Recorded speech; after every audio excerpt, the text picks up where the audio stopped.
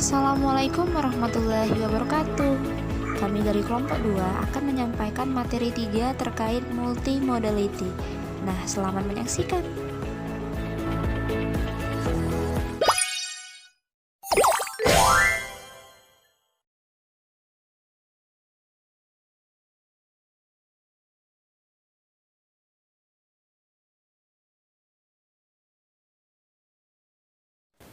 Apa itu multimodality? Multimodality yaitu prosedur analisis yang menggabungkan alat dan langkah analisis linguistik.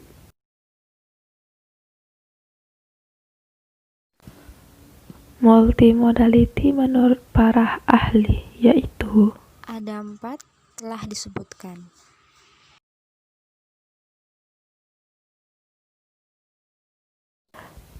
penerapan dan hasil analisis multimodality, yaitu dari gambar tersebut adalah anak adalah rektor, sementara ibu menjadi fenomena, yaitu seseorang yang kegiatannya diceritakan.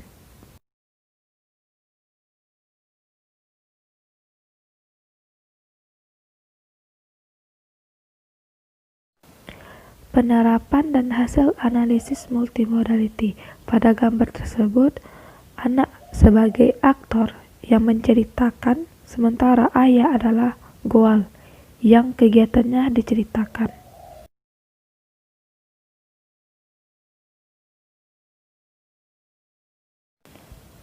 Hubungan verbal dengan visual, yaitu teks verbal dan visual muncul secara bersamaan dalam sebuah kesempatan.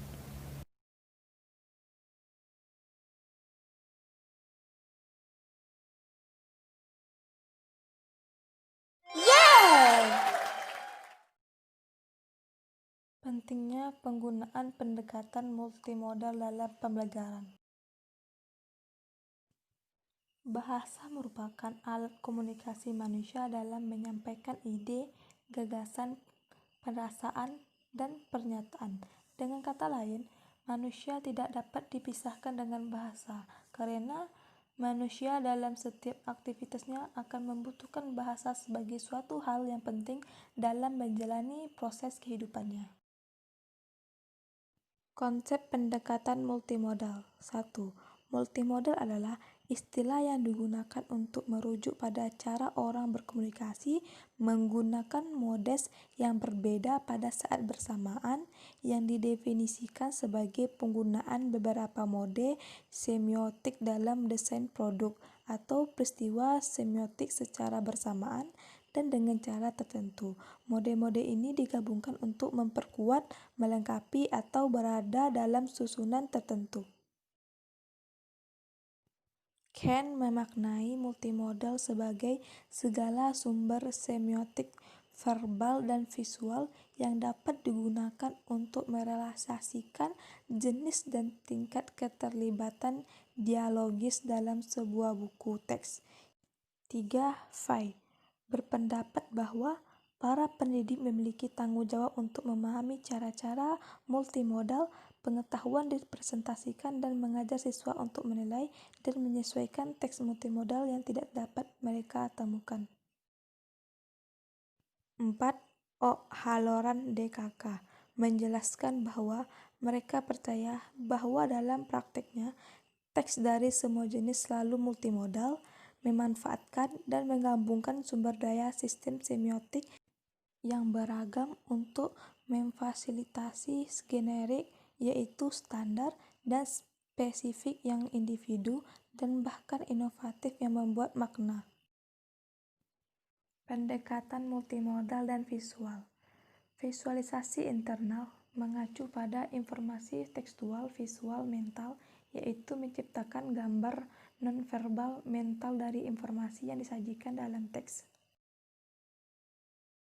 Komposisi berkaitan dengan adanya makna representasional dan interaktif dengan gambar yang menurut Kress dan Lewin dilakukan melalui 3 sistem, yaitu pertama informasi value, kedua salience, ketiga framing. Implementasi pendekatan multimodal. Pendekatan multimodal dapat diaplikasikan pada setiap keterampilan bahasa. Sebagai contoh penelitian yang dilakukan oleh Victor Leifim dalam pembelajaran bahasa, terdapat beberapa aspek penting multimodal yang ditemukan sebagai berikut. Pertama, keaktifan dan motivasi siswa. Kedua, pembelajaran yang teratur. Ketiga, gaya belajar.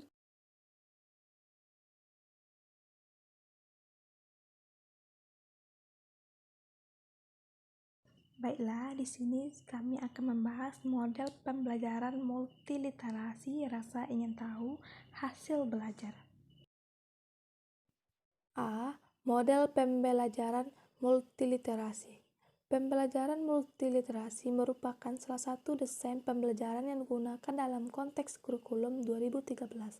Pembelajaran multiliterasi adalah pembelajaran yang menggunakan kemampuan ataupun dalam berbagai literasi sebagai membentuk suatu kesatuan yang utuh dan menantang.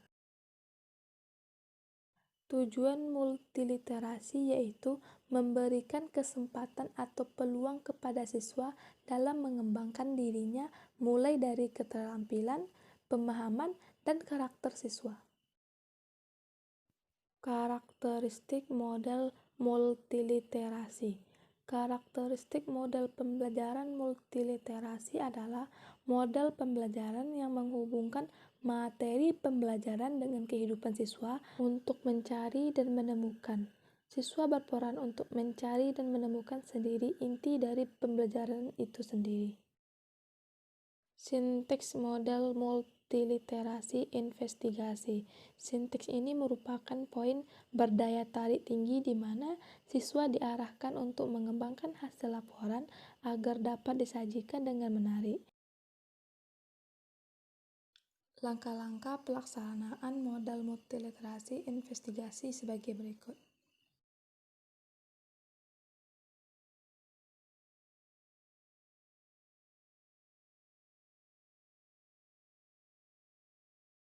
B. Rasa ingin tahu. Rasa ingin tahu merupakan setiap perilaku alami ingin tahu terbukti dengan pengamatan di banyak spesies hewan dan merupakan aspek emosional dari makhluk hidup yang menimbulkan eksplorasi.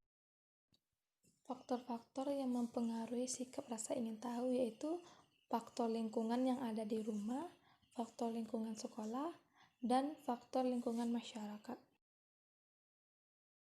Upaya guru dalam menumbuhkan sikap rasa ingin tahu, guru harus mengembangkan setiap proses pembelajaran, mendorong anak untuk berpartisipasi aktif, memberikan kebebasan kepada anak dalam mengeksplorasi, tidak membeda-bedakan anak yang satu dengan yang lain, dan menjalin hubungan yang harmonis dengan anak.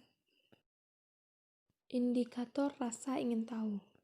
Rasa ingin tahu, siswa yang memiliki rasa ingin tahu yang baik akan memiliki pengetahuan dan tidak bosan untuk belajar. Jadi, diperlukan kriteria untuk melihat apakah anak tersebut memiliki rasa ingin tahu atau tidak. C. Hasil belajar.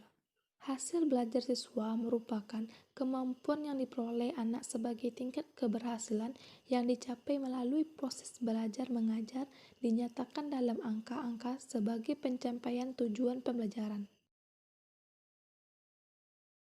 Tujuan penilaian hasil belajar yaitu untuk memantau kemajuan siswa dalam belajar, mengetahui tingkat penguasaan siswa dalam menguasai materi, menetapkan nilai ketuntasan maksimum, menetapkan program perbaikan atau pengayaan apabila penguasaan kompetensi tidak mencapai nilai maksimum, dan untuk memperbaiki proses pembelajaran. Macam-macam penilaian hasil belajar. Pertama, pemahaman konsep, yaitu aspek kognitif. Yang kedua, keterampilan proses, yaitu aspek psikomotorik. Yang ketiga, sikap, yaitu aspek afektif. Jenis-jenis penilaian hasil belajar yaitu penilaian formatif, penilaian sumatif, penilaian diagnostik, penilaian selektif, dan penilaian penempatan. Penilaian hasil belajar di sekolah dasar yaitu 1. Penentuan kriteria ketuntasan minimal, yaitu disebut dengan KKM. Yang kedua, format penilaian KKM. 3. Menafsirkan kriteria menjadi nilai. 4. Penentuan rentang nilai dan penetapan nilai. 5. Dengan memberikan pertimbangan profesional judgement pada setiap kriteria untuk menetapkan nilai. Faktor-faktor yang mempengaruhi hasil belajar yaitu faktor internal dan faktor eksternal.